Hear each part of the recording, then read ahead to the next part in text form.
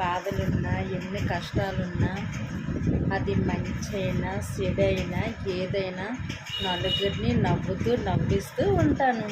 నా బాధలున్నా సరే నేను మనసులోనే ఉంచుకుంటాను, ఏది బయటికి చెప్పను.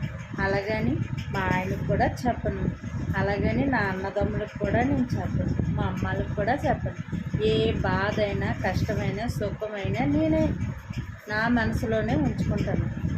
అలాగని ఏ వీడియోస్ చేసినా ఎవరు ఏ బ్యాడ్ కామెంట్స్ పెట్టకండి.